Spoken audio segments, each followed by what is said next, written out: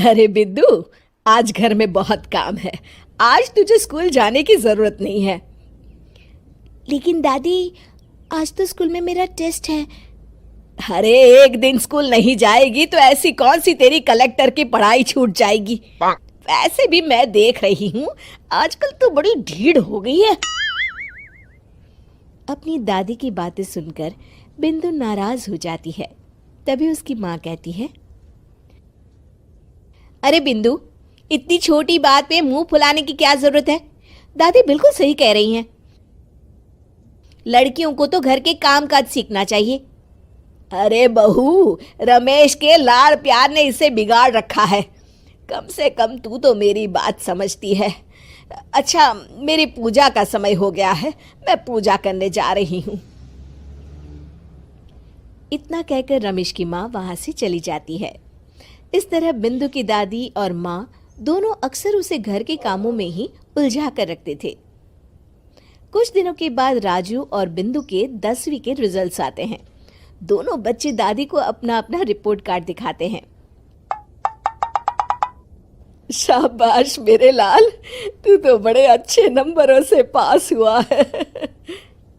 तभी बिंदु कहती है, दादी, मैं भी अच्छे नंबरों से पास हुई हूँ।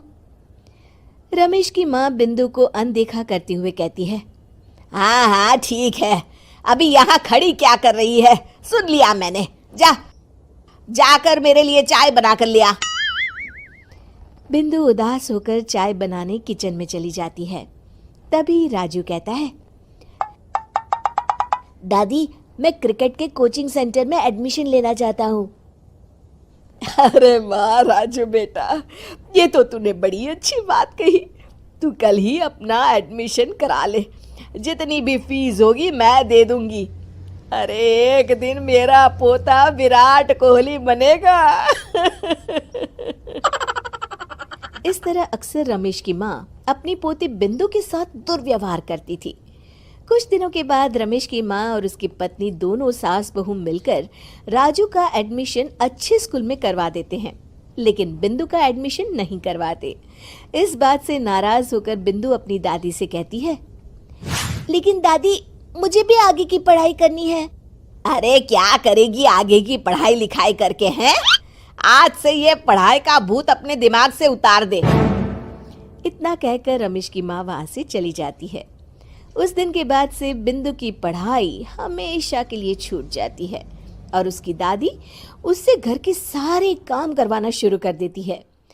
इस तरह उसका सारा दिन घर के कामों में ही बीत जाता था।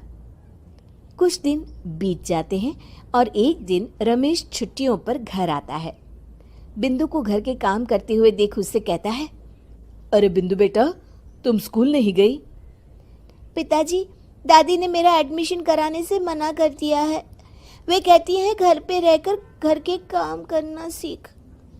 अपनी माँ का ये बर्ताव देख रमेश को बहुत गुस्सा आता है और वो अपनी माँ से कहता है, माँ, ये तुमने क्या किया? आगे की पढ़ाई के लिए स्कूल में बिंदु का एडमिशन क्यों नहीं करवाया? अरे बेटा, लड़की जात है, ज्यादा पढ़ लिख कर क्या करेगी? वैसे भी शादी के बाद तो इसे घर के ही काम करने हैं ना। तुम किस जमाने में जी रही हो माँ? अगर कल्पना चावला के घर वाले भी तुम्हारी सोच के होते तो क्या वो पूरी दुनिया में हिंदुस्तान का नाम रोशन कर पाती? इसका स्कूल छुड़वाकर तुम इसका भविष्य बर्बाद कर रही हो, लेकिन मेरे रहते ऐसा नहीं होगा। बिंदु बेटा, कल ही तुम्हारा एक अच्छे स्कूल में एडमिशन करा दूंगा। तुम जितना चाहे उतना पढ़ो। मेरे होते हुए तुम्हें किसी बात की चिंता करने की जरूरत नहीं है। अपने पिता से हौसला पाकर बिंदु खुश हो जाती है और कहती है, जी पापा, मैं खूब मन लगाकर पढ़ाई करूंगी और बड़ी होकर डॉक्टर बनूंगी। ये हुई ना बात। शाबाश मेरी बेटी। शिक्षा, लड़का हो या लड़की, हमें दोनों को आगे बढ़ने का मौका देना चाहिए।